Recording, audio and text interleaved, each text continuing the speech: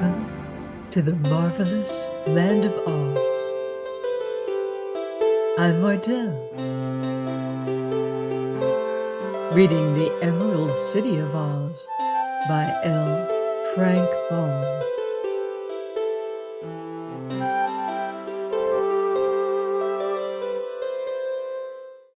Chapter 11.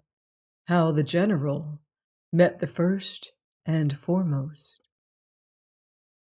On leaving the Growleywogs, General Guph had to recross the Ripple Lands, and he did not find it a pleasant thing to do.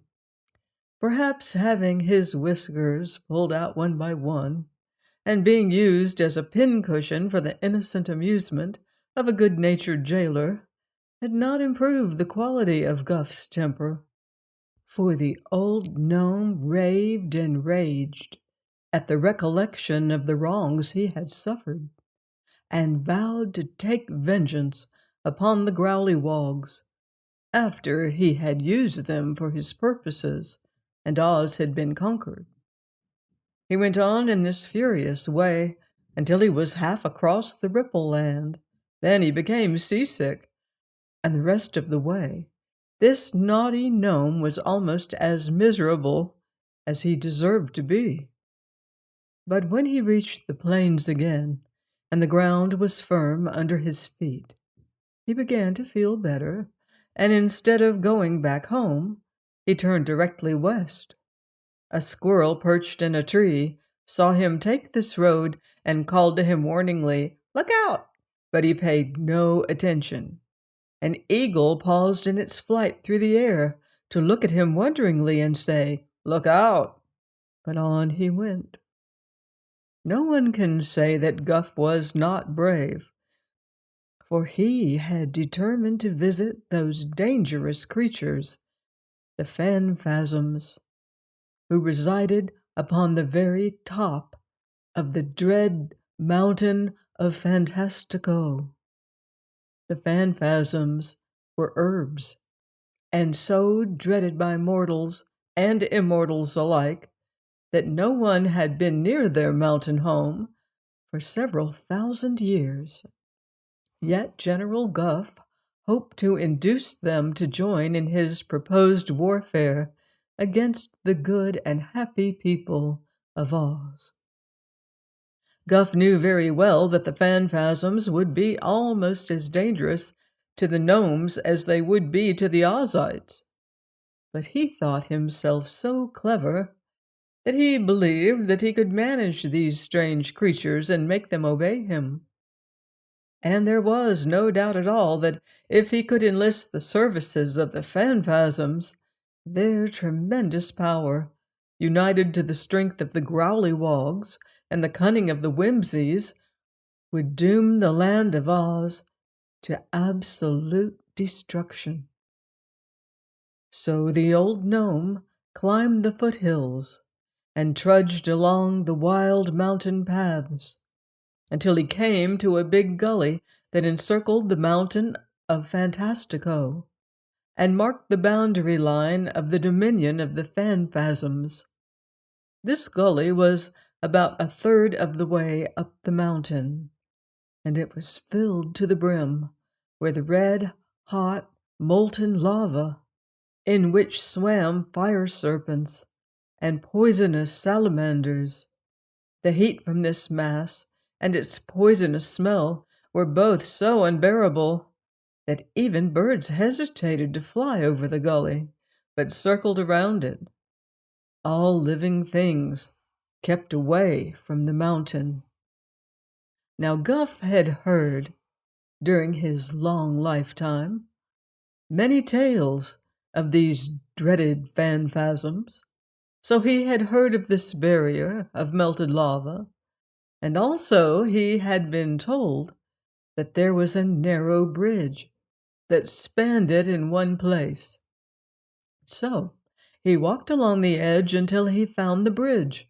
It was a single arch of gray stone, and lying flat upon this bridge was a scarlet alligator, seemingly fast asleep.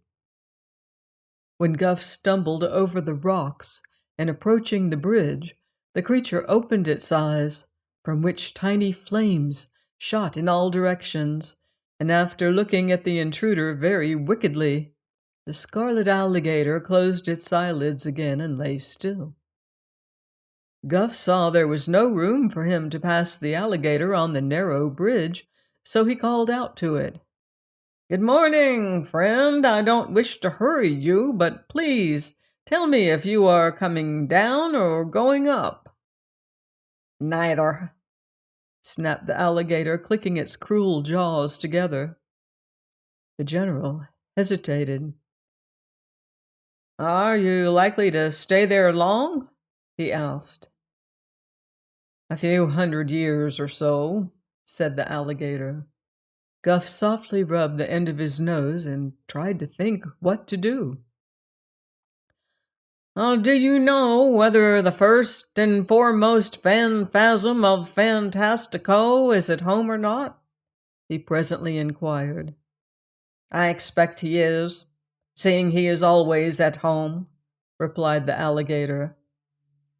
"Ah, who is that coming down the mountain?" asked the gnome, gazing upward. The alligator turned to look over its shoulder, and at once Guph ran to the bridge and leaped over the sentinel's back before it could turn back again. The scarlet monster made a snap at the gnome's left foot, but missed it by fully an inch. "Aha!" laughed the general, who was now on the mountain path. "I fooled you that time." "So you did, and perhaps you fooled yourself," retorted the alligator. "Go up the mountain if you dare, and find out what the first and foremost will do to you." "I will," declared Guph boldly, and on he went up the path.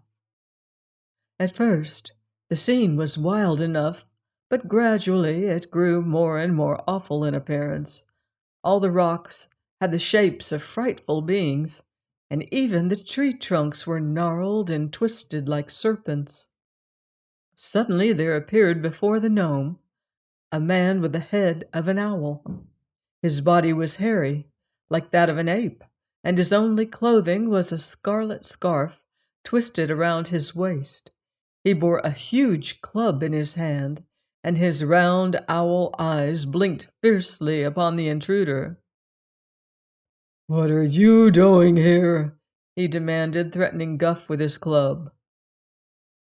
"I've come to see the first and foremost Phanphasm of Fantastico," replied the general, who did not like the way this creature looked at him, but still was not afraid. "Ah, you shall see him," the man said with a sneering laugh. "The first and foremost shall decide upon the best way to punish you." "He will not punish me," returned Gulf calmly, "for I've come here to do him and his people a rare favor. Lead on, fellow, and take me directly to your master." The owl man raised his club with a threatening gesture. "If you try to escape," he said, "beware." But here the general interrupted him.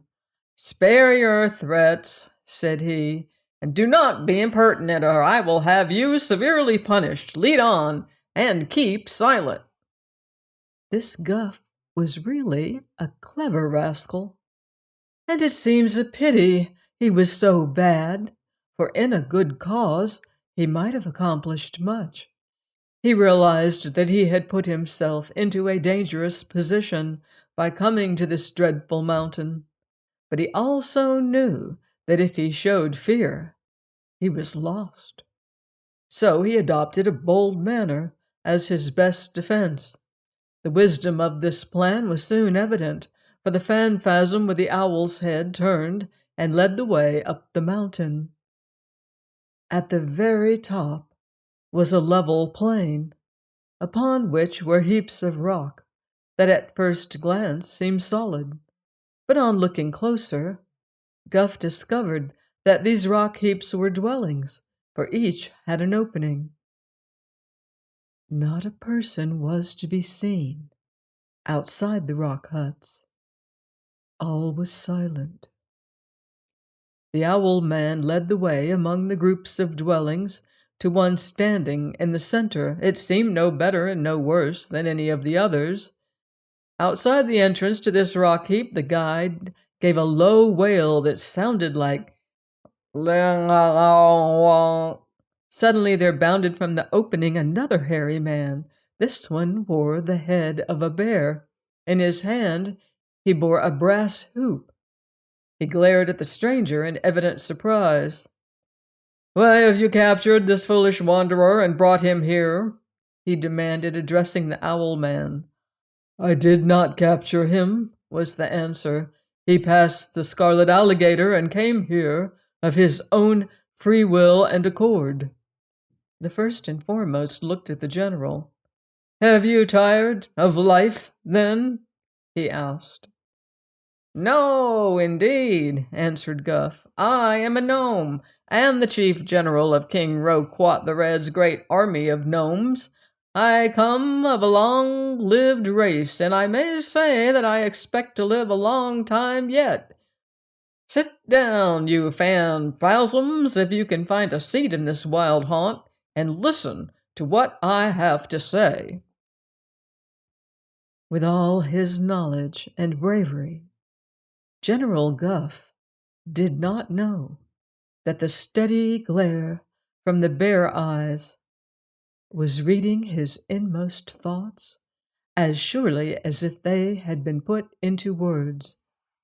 He did not know that these despised rock heaps of the Phanphasms were merely deceptions to his own eyes, nor could he guess that he was standing in the midst of one of the most splendid and luxurious cities ever built by magic power.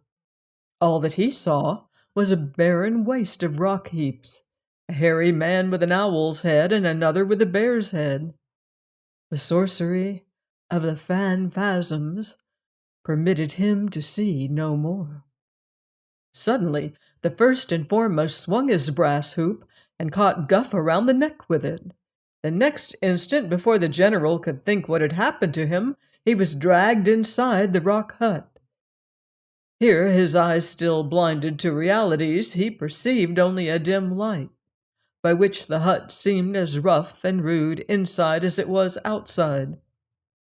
Yet he had a strange feeling that many bright eyes were fastened upon him, and that he stood in a vast and extensive hall. The first and foremost now laughed grimly and released his prisoner. "If you have anything to say that is interesting," he remarked, "speak out before I strangle you." So Guph spoke out. He tried not to pay any attention to a strange rustling sound that he heard, as of an unseen multitude drawing near to listen to his words. His eyes could see only the fierce bear man, and to him he addressed his speech. First he told of his plan to conquer the land of Oz and plunder the country of its riches and enslave its people who, being fairies, could not be killed. After relating all this, and telling of the tunnel the Gnome King was building, he said he had come to ask the first and foremost to join the gnomes with his band of terrible warriors and help them to defeat the Oz people. The general spoke very earnestly and impressively, but when he had finished, the bear man began to laugh as if much amused, and his laughter seemed to be echoed by a chorus of merriment from an unseen multitude. Then, for the first time, Guph began to feel a trifle worried. "Who else has promised to help you?" finally asked the first and foremost. "The Whimsies," replied the general. Again the bare-headed Phanphasm laughed. "Any others?" he inquired. "Only the Growleywogs," said Guph. This answer set the first and foremost laughing anew. "What share of the spoils am I to have?" was the next question. "Anything you like except King Roquat's magic belt," replied Guph.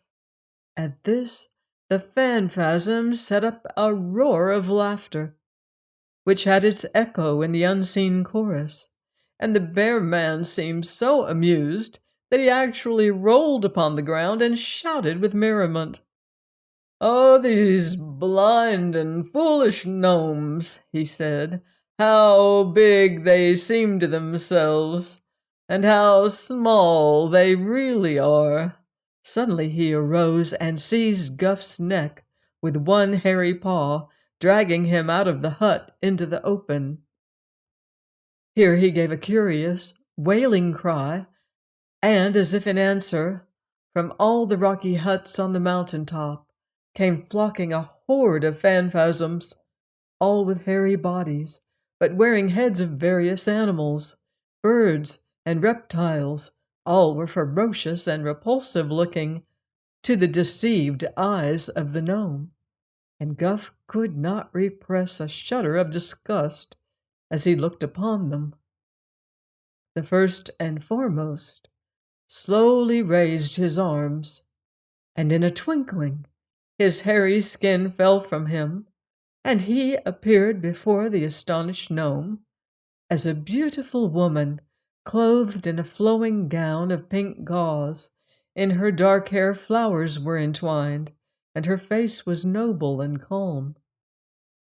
At the same instant the entire band of Phanphasms was transformed into a pack of howling wolves, running here and there as they snarled and showed their ugly yellow fangs.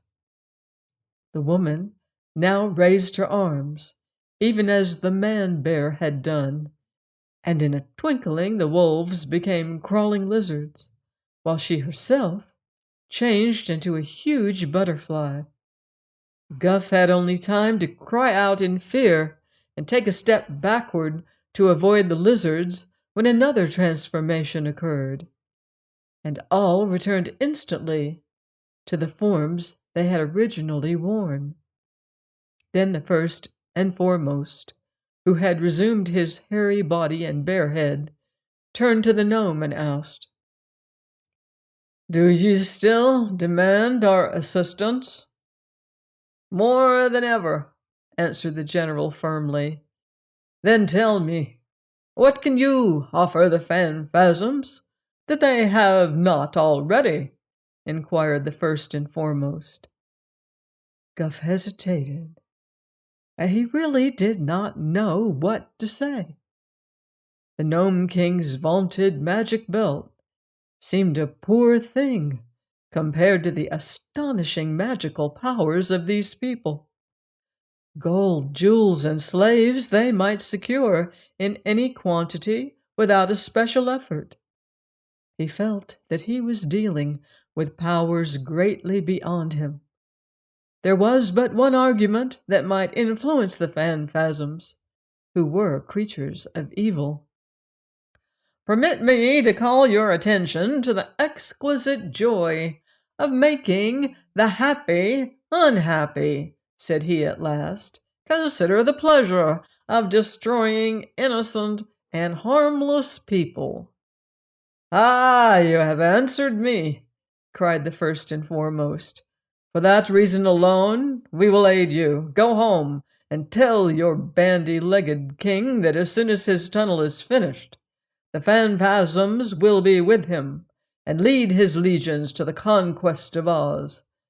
The deadly desert alone has kept us from destroying Oz long ago, and your underground tunnel is a clever thought. Go home and prepare for our coming." Guph was very glad to be permitted to go with this promise. The owl man led him back down the mountain path and ordered the scarlet alligator to crawl away and allow the gnome to cross the bridge in safety. After the visitor had gone, a brilliant and gorgeous city appeared upon the mountain top, clearly visible to the eyes of the gaily dressed multitude of Phanphasms that lived there. And the first and foremost beautifully arrayed, addressed the others in these words: "It is time we went into the world and brought sorrow and dismay to its people. Too long have we remained by ourselves upon this mountain top, for while we are thus secluded, many nations have grown happy and prosperous, and the chief joy of the race of Phanphasms is to destroy happiness. So I think it is lucky that this messenger from the gnomes arrived among us just now, to remind us that the opportunity has come for us to make trouble. We will use King Roquat's tunnel to conquer the land of Oz. Then we will destroy the Whimsies, the Growleywogs, and the gnomes, and afterward go out to ravage and annoy and grieve the whole world." The multitude of evil Phanphasms eagerly applauded this plan, which they fully approved. I am told that the herbs are the most powerful and merciless of all the evil spirits, and the Phanphasms of Fantastico belong to the race of herbs. Please join me next time for more magical adventure here on the marvelous land of Oz. Goodbye for now. See you in Oz.